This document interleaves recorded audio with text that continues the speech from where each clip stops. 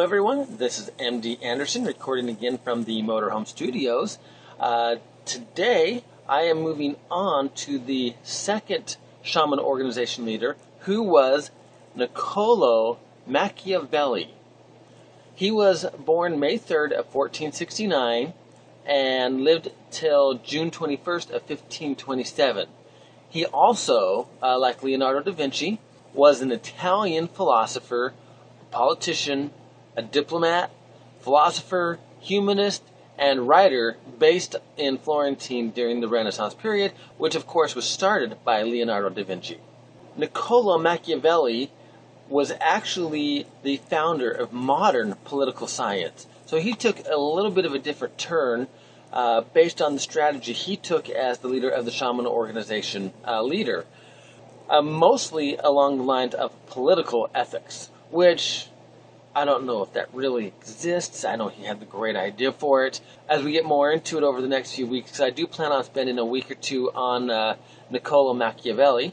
So we'll find out if some of his political ethics have stuck around, or if they have been altered, changed, or if there's just a new approach to them in today's society. He wrote comedies. He was a pretty funny little guy, carnival songs, and poetry. So he as well was a very talented individual, just like Leonardo da Vinci. The most notable piece of work that Nicollo did was a book called The Prince. And that may be a week of its own when I get into that. There are a lot of things that he mentioned into that. And because of Nicollo, there is a term in the political realm. It is called Machiavellianism. It is a widely used negative term to characterize unscrupulous politicians of the sort that Machiavelli described in the book The Prince. And Nicollo also had many great quotes, which you will see how the Shaman Organization has taken his stuff as well as Leonardo da Vinci's, how this was the beginning of this is how we're going to improve things. When you disarm the people, you commence to offend them and show that you distrust them either through cowardice or lack of confidence, and both of these opinions generate hatred. Politics have no relation to morals. This is a very common one. I remember it being discussed in high school as well. It is better to be feared than loved if you cannot be both. Here's one that I will have a spin-off with the Dragon Bell series as well. No enterprise is more likely to succeed than one concealed from the enemy until it is ripe for execution. So he as well had some military tactic to him. I like this next one because I myself am very entrepreneurial, and as you get through the Dragon Bell series, you're going to learn a lot more about some of the entrepreneurial enterprises I've got going in my head. Of course, from book 1, Dragons Amongst Men, I introduced the PhoeniciaBride.com website. At the time of this recording, it is not an operational site, but I do have the URL, and it is up and ready. I just need to get it out there and start promoting it. Entrepreneurs are simply those who understand that there is little difference between obstacle and opportunity, and are able to turn both to their advantage. I like this one. I wish that our politicians today would take a little bit more role on this quote. The first method for estimating the intelligence of a ruler is to look at the men he has around him. I know I've seen a lot of documentaries on the people closest to the presidents of the United States, and how many of them have been claimed to be the manipulating role of how our politics have really been formed, and not necessarily through the president himself. So that is following this Machiavelli line of having of understanding your ruler by who he has chosen to be in his cabinet, who is he listening to, who is giving him advice. Those are the people that you really need to be careful to know who they are, not just the face at the top. Never was anything great achieved without danger. Danger is kind of a reinterpretation of risk. There is true that every choice has its risk. What are you putting forward to what are you getting back? What is the reward in that?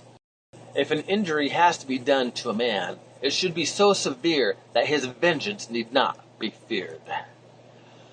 This is an unfortunate truth, but it's true. If there's another saying, I don't know if this is Nicollo or somebody else, but if you want peace, you carry a big stick. Actually, that is a President Roosevelt, now that I remember.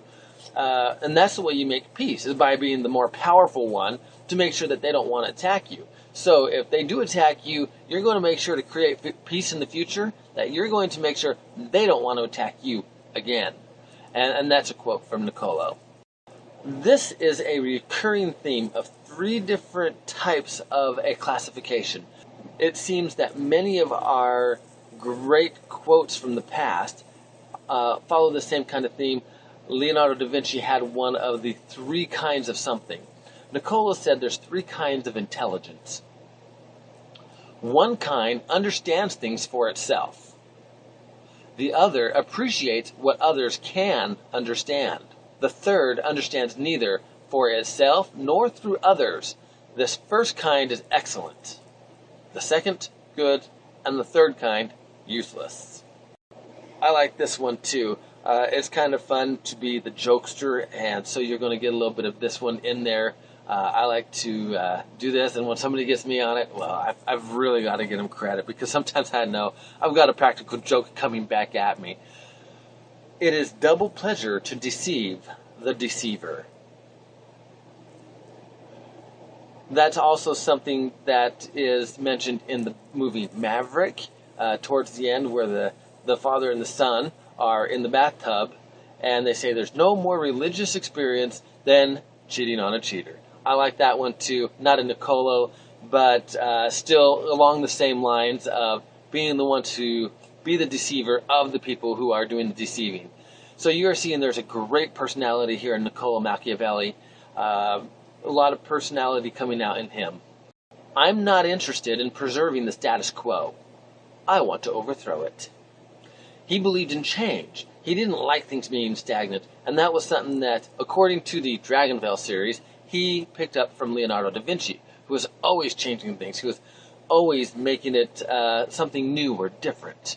And that's what makes it exciting, is that we can see the progression of things because they're changed. I like this one for our leaders out there. He who wishes to be obeyed must know how to command. How many times we see many leaders out there, and they're telling people what to do. Nobody listens to them. They get frustrated.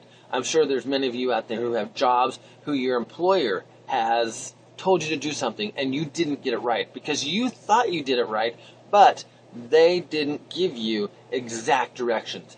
They had a picture in their head. They couldn't quite display it to you. This is why communication is so important, to know how to put your picture in other people's minds. And that is what makes a leader. We see this one amongst politics all the time. Politicians are always called flip-floppers, or, they're changing their mind. It's like, you used to believe this way, now you believe this way.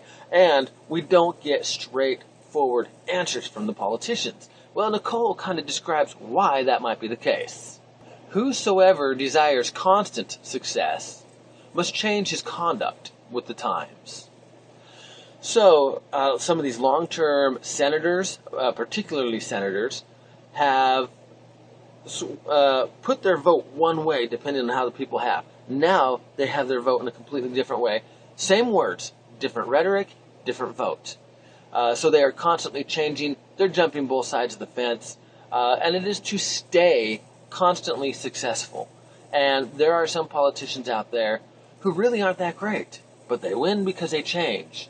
And that is not intended to belittle those who are good, because I do think there are many government leaders out there, starting from the municipal all the way up to the supreme federal governments of many countries. I believe they have the desire to do what is best. Hopefully, it's for the good of everybody, not just themselves. It is not titles that honor men, but men that honor titles. That is so true. How many times are you out there and it's like, I am this. I know I can say this about all the presidents here in the United States. Each one has done things that I have liked and disliked, for my own personal reasons, of course. But if I were to meet the president who I think is the least qualified, I would still honor the fact that that is the president, because that's the title of him.